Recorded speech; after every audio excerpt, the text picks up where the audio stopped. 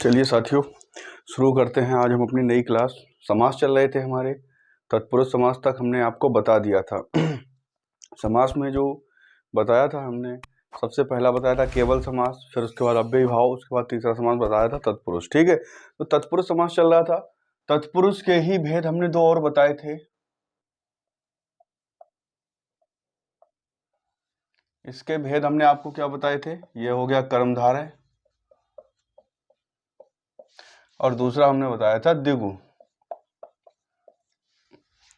कर्मधारय और द्विगु, ये दो हमने भेद बताए थे।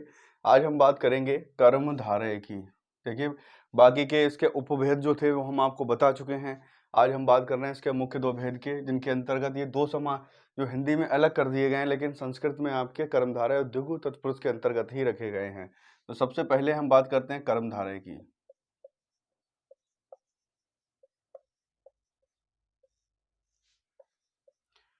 कर्मधारय समास।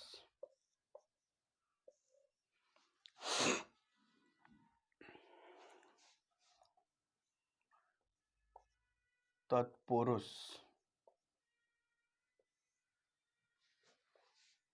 भेदा कर्मधारया।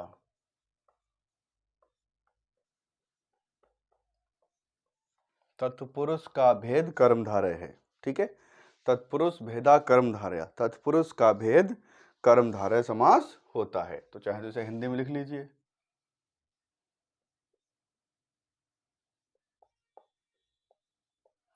तत्पुरुष का भेद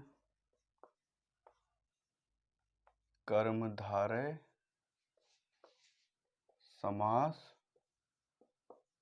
होता है। थोड़ा सा रिवीजन कर लीजिए। प्रधानता के आधार पर आपको देखना थे समास कैसे कैसे। तो अव्ययी भाव आपका पहला पद प्रधान होता है, तत्पुरुष में आपका दूसरा पद यानी उत्तर पद प्रधान होता है। तो ये तत्पुरुष का भेद है, इसका भी उत्तर पद ही प्रधान होगा, यानी कर्मधारय का भी उत्तर पद ही प्रधान होता है। या यूं कह लीजिए, जब इसकी देखिए परिभाषा, जब अब देखिए कर्मधारय में दो चीजें होती हैं। दो चीजें कौन कौन सी होती हैं? एक होता है विशेषण, दूसरा होता है विशेष्य। कहने का तात्पर्य है कि एक पद दूसरे पद की विशेषता बताए। इसकी ध्यान से समझने वाली बात क्या है? विशेषण विशेष, एक पद विशेष होगा, दूसरा पद विशेषण होगा। ठीक है, इसी तरह उपमेय या उपमान, अगर ये दो संबंध आपको आ रहे हैं, कहीं भी मिल रहे हैं, तो वहां आपको कर्मधारय समास ही होता है। ठीक है, विशेषण विशेष, उपमेय उपमान। विशेषण विशेष क्या है? एक पद, जैसे यहां हम ये लिख दे रहे हैं कृष्ण सर्पः। कृष्ण का मतलब क्या हो गया? काला। सर्प का मतलब सांप। तो ये क्या हो गया? ये हम देखें, कृष्ण जो है वो क्या हो गया? विशेषण हो गया, सर्प विशेष्य हो गया। ठीक है, तो कृष्ण शब्द जो है या पद आपके सर्प की विशेषता बता रहा है, तो इसलिए ये आपका विशेषण विशेष्य का संबंध हो गया। ठीक है, उपमेय उपमान का भी संबंध ऐसा ही होता है। ठीक है, तो कहने का तात्पर्य है एक पद विशेषण और दूसरा पद विशेष्य होता है, अर्थात एक पद दूसरे पद की विशेषता बताता हो, वहां आपका कर्मधारय समास होता है। चलिए परिभाषा लिख लीजिए इसकी।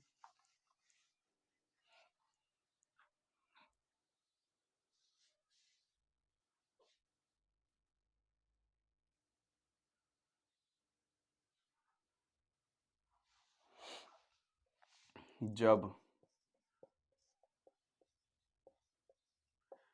विशेषण विशेष्य का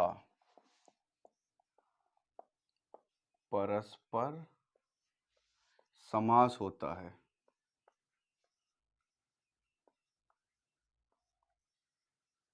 अर्थात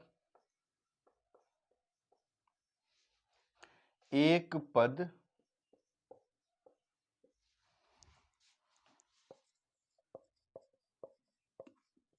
दूसरे पद की विशेषता बताता है।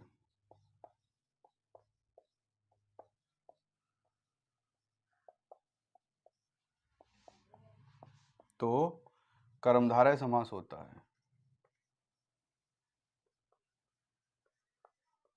कर्मधारय समास होता है। समझ गए? एक पद दूसरे पद की विशेषता बताएगा तो वहां आपका कर्मधारय समास होता है। ठीक है। अब चूंकि ये तत्पुरुष का भेद है तो इसलिए इसका उत्तर पद, यहाँ देखिए, इस उत्तर पद प्रधान, इस समास का भी अगर पूछ लें कौन सा पद प्रधान होता है तो तत्पुरुष का भेद है, इसलिए इसका भी उत्तर पद प्रधान होता है। ठीक है। तो देखिए समझ गए होंगे कर्मधारय समास क्या होगा, एक पद दूसरे पद की विशेषता बताता है, यानी दोनों पदों के मध्य में विशेषण विशेष्य का संबंध रहता है। जैसे ये देखिए, नीलोत्पलम,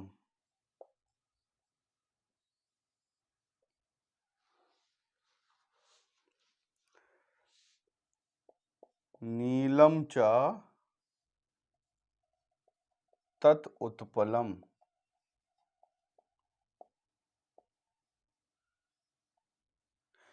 नीलोत्पलम, नीलम च तत् उत्पलम, नीला है जो कमल, इसका अर्थ अगर हम निकालें, उत्पल मीन्स होता है कमल, तो नीला है जो कमल। ध्यान देने की बात है, नील प्लस उत्पलम, अगर इसे अलग अलग कर दें, नील प्लस उत्पलम, तो अगर इसमें हम संधि इस शब्द में निकालें तो संधि भी इसमें निकल जाएगी। कौन सी निकलेगी? उ, आ उ मिलके ओ हो गए हैं। यहां से देखिए, अगर इसे हम अलग अलग कर दें, नील प्लस उत्पलम, तो यहाँ देखिए आ उ मिलके ओ हो गए यहाँ बीच में, तो ये हो गई गुण संधि, आपकी गुण संधि हो गई नीलोत्पलम। नील का मतलब हो गया नीला और उत्पल का मतलब हो गया कमल, अर्थात नीला है जो कमल, ये नीलोत्पलम हो गया आपका। ठीक है। तो यहाँ देखिए कमल की विशेषता बताई गई, नील का मतलब नीला, कमल कमल, तो नीला, उत्पलम मतलब कमल, तो नील, इसी तरह नीलोत्पलम है और नील कमलम आ जाए तब भी यही हो जाएगा। उत्पल की जगह अगर कमल लिख दें, नील कमलम, तो भी आपका नीला है जो, नीलम चा तत्कमलम, नीला है जो कमल, यानी विशेषता बताई जा रही। ठीक है। इसी तरह देखिए यहाँ अगला उदाहरण देखिए, वीर पुरुषः। अब यहाँ देखिए वीर पुरुषः, पुरुष की विशेषता बताई जा रही है कि पुरुष जो है वो वीर है। ठीक है, पुरुष जो है वो वीर है, तो अब पुरुष जो है वो वीर है तो पुरुष की विशेषता हो गई, तो विशेषण विशेष संबंध हो गया, तो जाहिर सी बात है विशेषण विशेष संबंध जहां होगा वहां क्या होगा, कर्मधारय समास। वीरा चा असौ पुरुषा,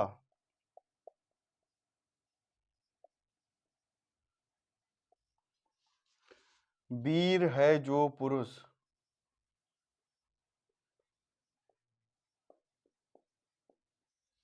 वीर है जो पुरुष। ठीक है। इसी तरह कृष्ण सर्पः,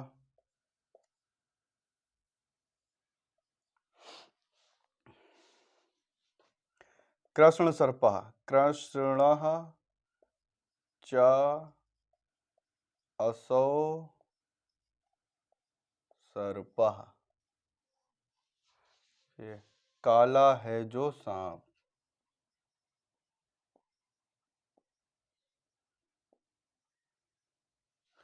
लिख लीजिए, देखिए काला सांप, सांप की विशेषता बता दी गई है,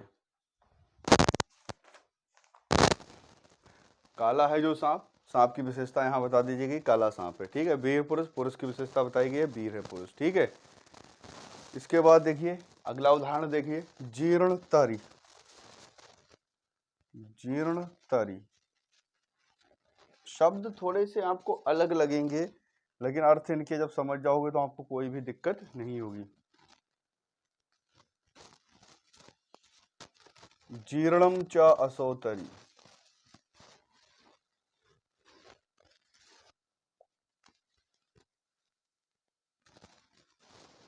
तरी मीन्स होती है नौका।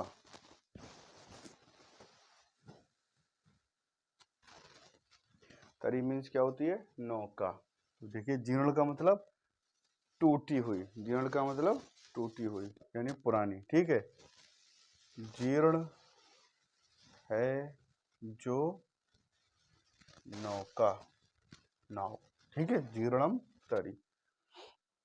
इसी तरह देखिए अगला उदाहरण महात्मा, ये तो हिंदी में भी पूछा जाता है। महान च असौ आत्मा,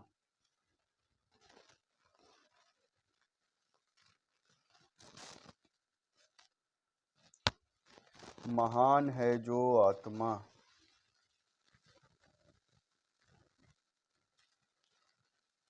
महात्मा, महान है जो आत्मा, इस तरह से। घनश्यामः,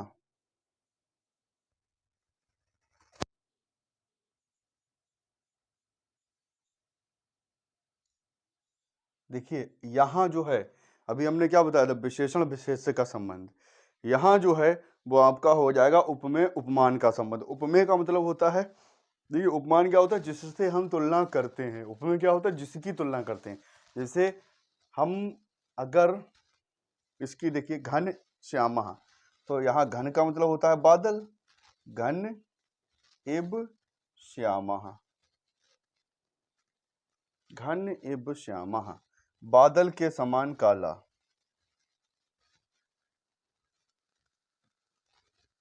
के समान काला, ठीक है। तो बादल के समान काला, तो यहाँ क्या हुआ है? यहाँ काले की तुलना बादल से की गई है, तो यहाँ जो है श्यामा मतलब ये काला हो गया, घन इव श्यामा, ठीक है। तो घन के समान श्याम या काला, ठीक है। तो यहाँ घन के समान, तो घन उपमेय हो गया, सॉरी घन उपमान हो गया, श्यामा उपमेय हो गया। यानी उपमान का मतलब जिससे तुलना की जाए, यहाँ बादल से तुलना की जा रही तो बादल उपमान हो गया, श्याम की तुलना की जा रही तो श्याम उपमेय हो गया, ठीक है। इसी तरह आप अगला देखिए पुरुष व्याघ्र,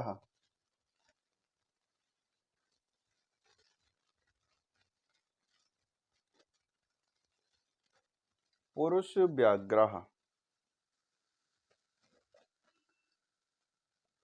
पुरुष व्याघ्र इव बाघ, व्याघ्र इव, इसलिए देखिए इव यहाँ लास्ट में इसलिए लगा क्योंकि बाघ के समान तुलना हो रही है, यहाँ घन के समान तुलना हो रही है, तो जिससे तुलना होगी उसके बाद इव लगाएंगे, ठीक है। तो ये हो गया बाघ, व्याघ्र का मतलब बाघ के समान पुरुष, यहाँ पुरुष की तुलना किससे हुई? बाघ से। बाघ आपका उपमान हो गया और पुरुष आपका उपमेय हो गया, ठीक है। वही दो संबंध हमने बताए थे। ये आप इसकी स्क्रीनशॉट लेके इसे नोट कर लीजिए और इसके उदाहरण ये देख लीजिए। बाकी एक आध उदाहरण और भी है, जैसे आपका श्वेतांबरम है, पीतांबरम है, यानी कुछ किसी की भी किसी से विशेषता बताई जाए, विशेषण विशेष का संबंध हो, वहां आपका कर्मधारय समास हो जाता है। अब दूसरा भेद इसका लेंगे,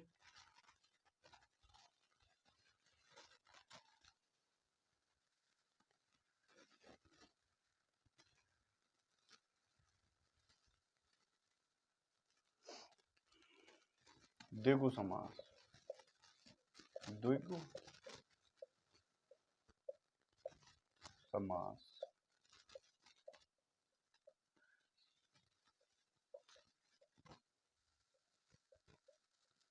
संख्या पूर्वो द्विगु, अर्थात जिसके पूर्व में संख्या हो वो द्विगु समास होता है।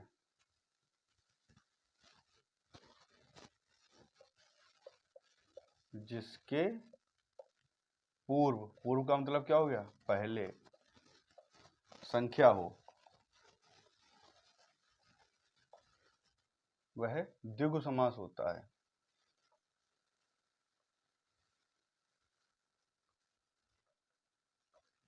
यहां भी देखिए यहाँ एक आपने विशेषण पढ़ा होगा, संख्यावाचक विशेषण, ठीक है।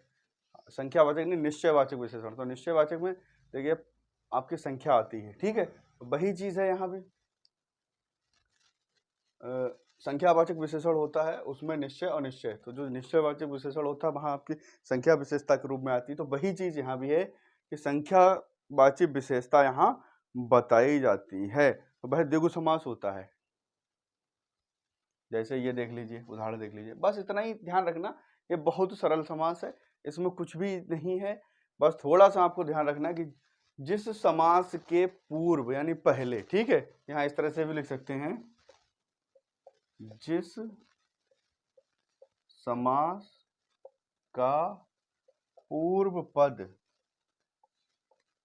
संख्यावाची तथा उत्तर पद प्रधान होता है,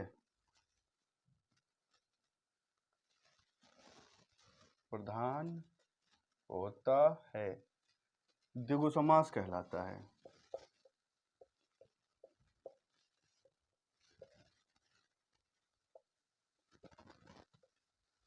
बस द्विगु समास कहलाता है। पहले पद में आपकी संख्यावाची ही होगी। जैसे ये देख लीजिए, पंचगवम,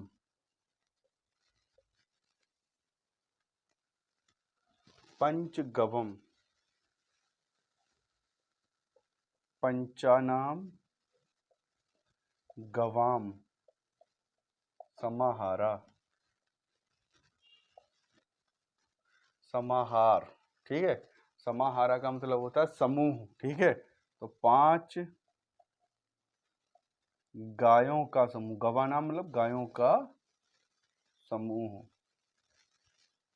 ये आपका हो गया पंचानाम गवाम समाहारा, ठीक है। इसी तरह आपका ये हो गया पंचपात्रम, ये आया हुआ है पंचगवम, यहाँ भी इसी तरह हो जाएगा पंचानाम पात्राणाम समाहारा। पात्र मतलब होता है बर्तन, ठीक है। तो ये हो गया 5 पात्रों का या बर्तनों का समूह, ये हो गया, ठीक है।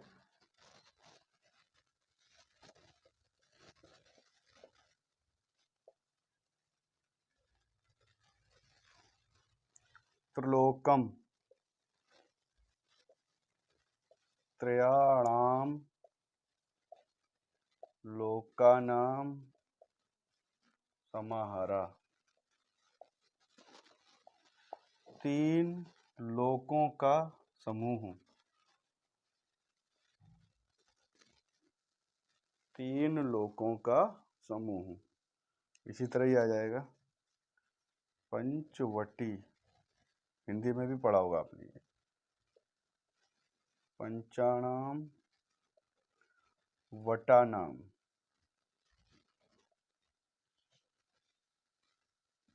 समाहारा। वट माने होता है बरगद, 5 वट वृक्षों यानी बरगद का समूह, वट का समूह। त्रिभुवनम, यहां भी देखिए, त्रयाणाम भुवना नाम समाहारा, 3 भुवनों, ये भी भुवन का मतलब लोक ही होता है, का समूह, ठीक है। तो ये समूह वाले होंगे जितने भी, ऐसे ही होंगे। देखिए एक अष्टाध्यायी पाणिनि का ग्रंथ है, अष्टाध्यायी, तो इसका भी, इसमें भी 8 अध्यायों का समूह। तो ये हो गया अष्टानाम अध्याया नाम समाहारा, 8 अध्यायों का समूह।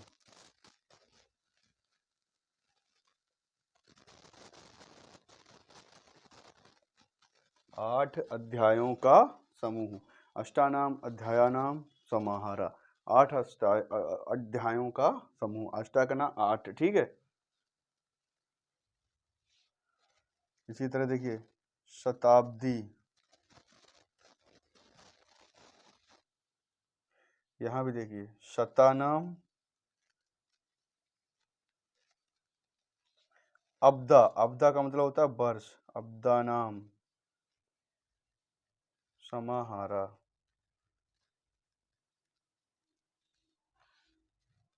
100 वर्षों का समूह।